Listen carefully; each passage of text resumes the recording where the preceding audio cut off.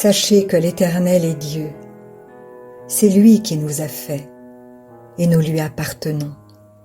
Nous sommes son peuple, le troupeau dont il est le berger.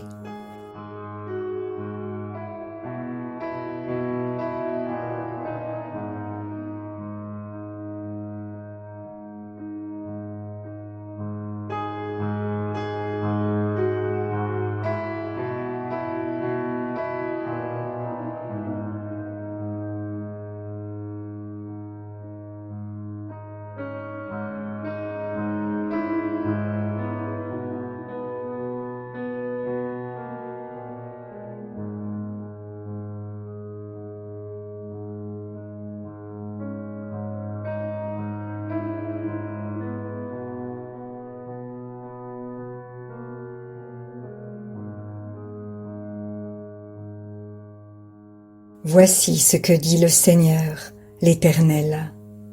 Je m'occuperai moi-même de mes brebis, je veillerai sur elles.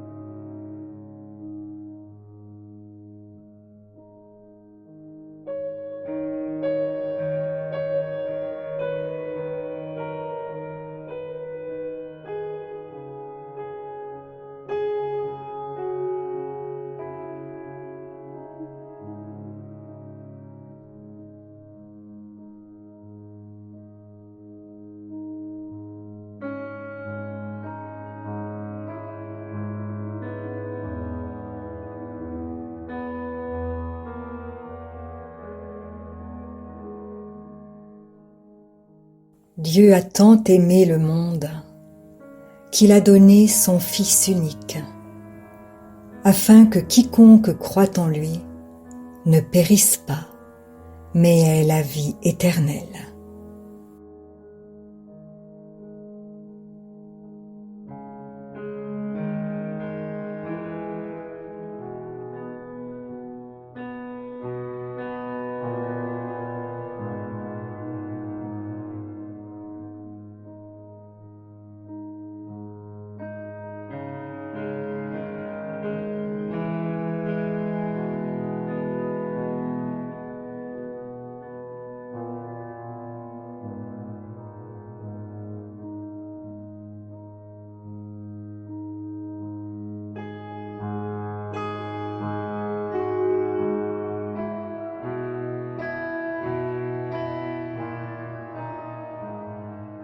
L'Esprit de l'Éternel était sur Jésus, parce que l'Éternel l'a consacré par onction pour annoncer la bonne nouvelle aux pauvres.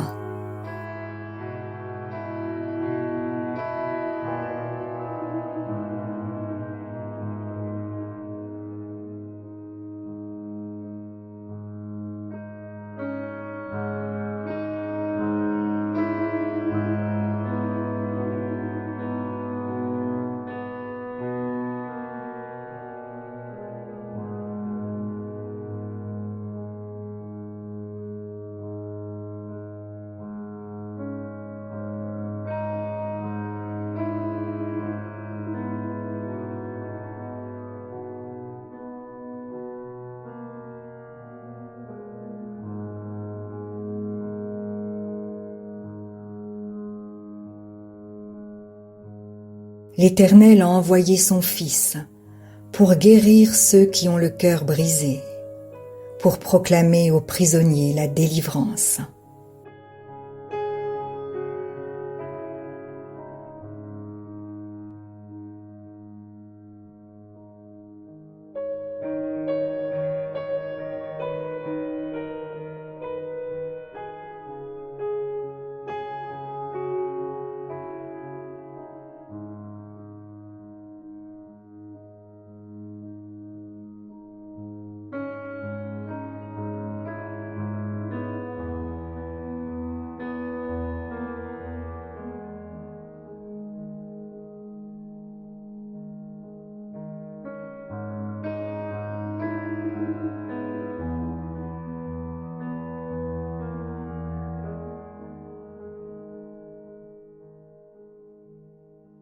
pour rendre la vue à ceux qui ne voient pas, pour délivrer les opprimés.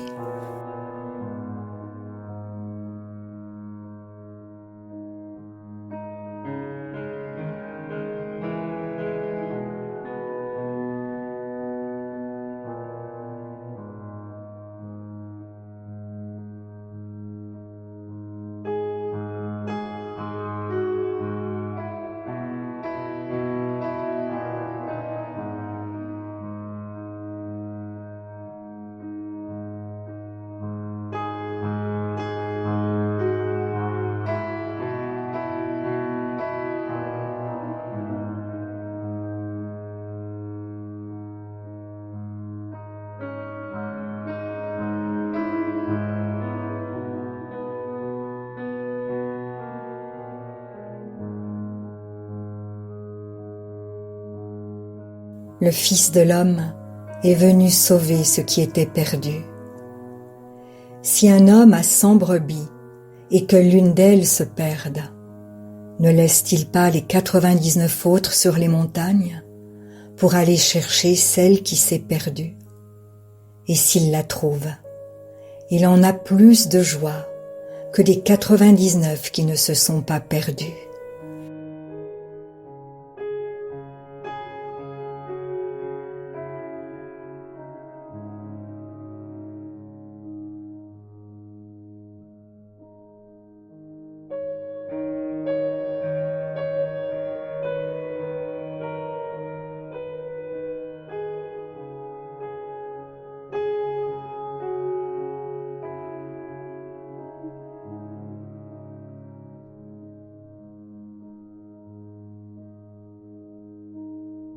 Or, nous étions tous comme des brebis égarées.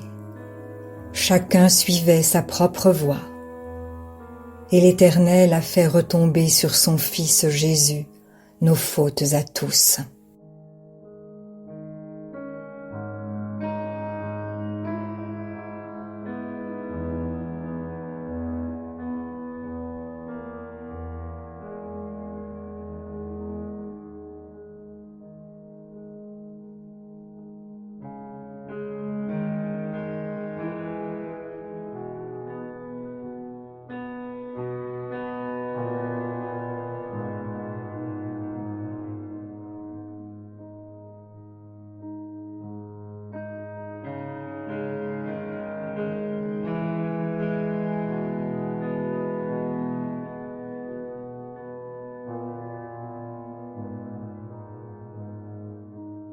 Il n'avait ni beauté, ni éclat pour attirer nos regards, et son aspect n'avait rien pour nous plaire. Méprisé et abandonné des hommes, homme de douleur et habitué à la souffrance, semblable à celui dont on détourne le visage, nous l'avons dédaigné, nous n'avons fait de lui aucun cas.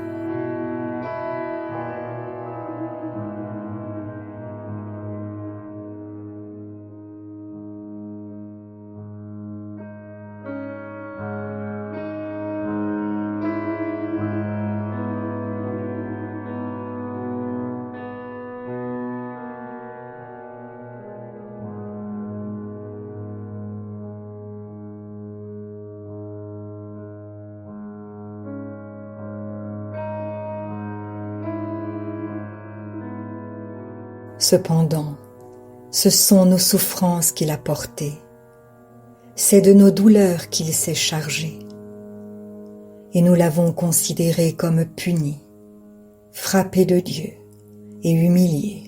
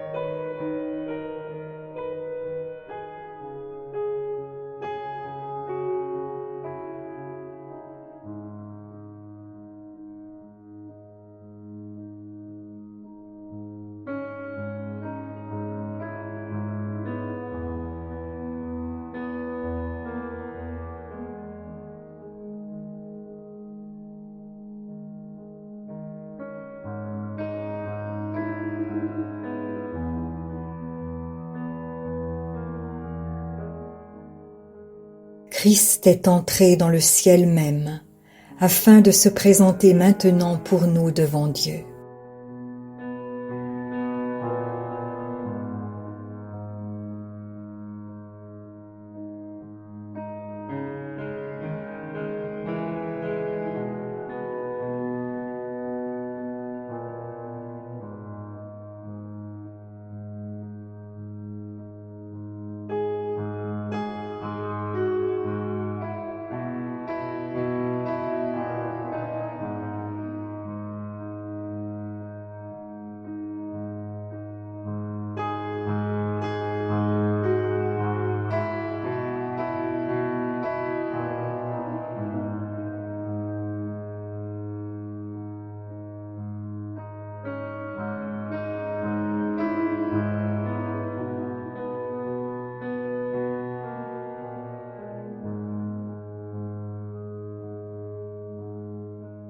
Ce n'est pas pour s'offrir lui-même plusieurs fois qu'il est entré au ciel.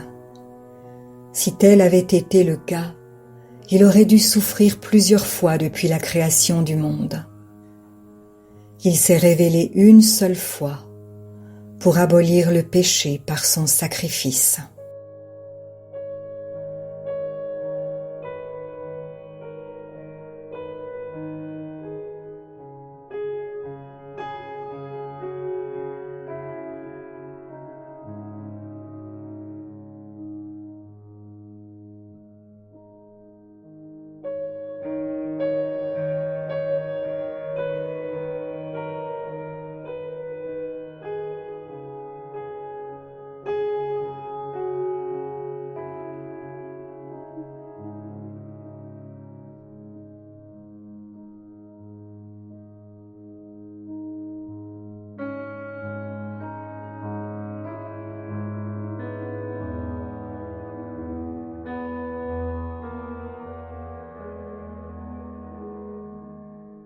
Tu as été crucifié avec Christ. Ce n'est plus toi qui vis, c'est Christ qui vit en toi. Et ce que tu vis maintenant dans ton corps, tu le vis dans la foi au Fils de Dieu qui t'a aimé et qui s'est donné lui-même pour toi.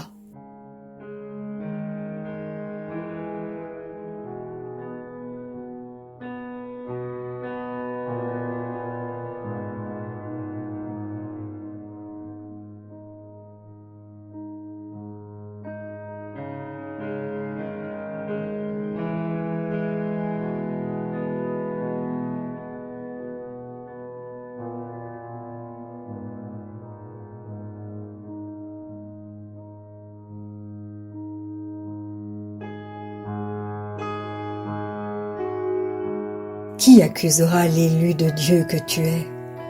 C'est Dieu qui justifie. Qui te condamnera? Christ est mort, bien plus, il est ressuscité. Il est à la droite de Dieu et il intercède pour toi.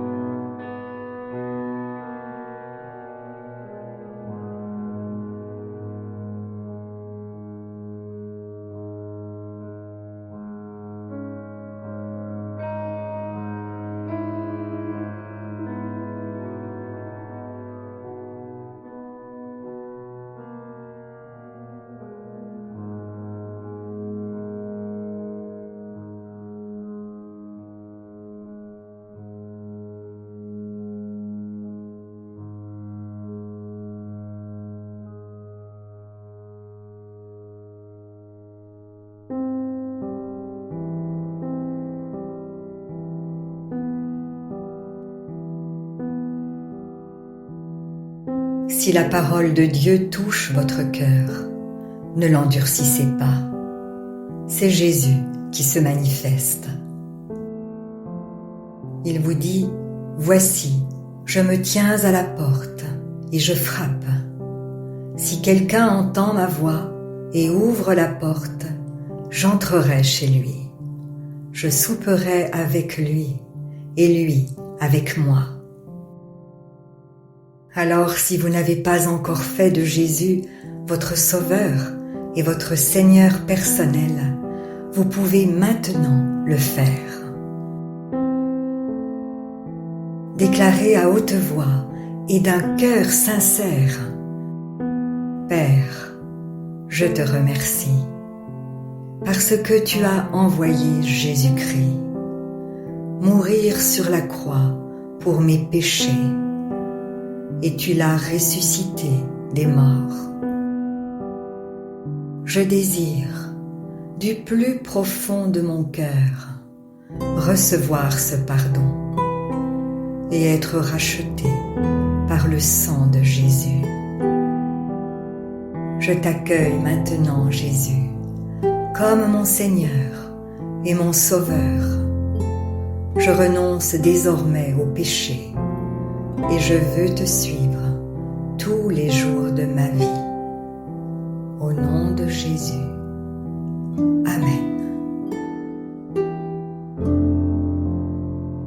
Si vous avez fait cette prière, dites-le nous simplement dans les commentaires. Nous prierons pour vous et nous nous réjouirons avec le ciel tout entier, car Jésus a dit: sachez qu'il y a plus de joie dans le ciel pour un seul pécheur qui se repent que pour 99 justes qui n'ont pas besoin de repentance. Puis continuez de vous fortifier et de vous purifier par la parole de Dieu. La foi vient, mais elle ne vient que d'une seule source, de ce qu'on entend de la parole de Christ. Demandez à l'Esprit Saint de vous guider et de vous éclairer dans sa connaissance. Il vous conduira dans toute la vérité.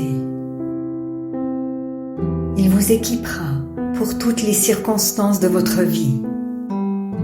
Vous verrez que peu à peu, il vous révélera ce que ne peuvent comprendre ceux qui ne vont pas dans la parole. Car l'homme naturel n'accepte pas ce qui vient de l'Esprit de Dieu. C'est une folie pour lui. Il est même incapable de le comprendre, parce que c'est spirituellement qu'on en juge. Et maintenant, ne restez pas seul. Trouvez une église qui se nourrit de la parole et y est fidèle. Soyez vigilants dans les enseignements que vous écoutez, car plusieurs faux prophètes s'élèveront et ils séduiront beaucoup de gens. Et en toute chose, faites une confiance absolue au Seigneur. Vous êtes richement bénis.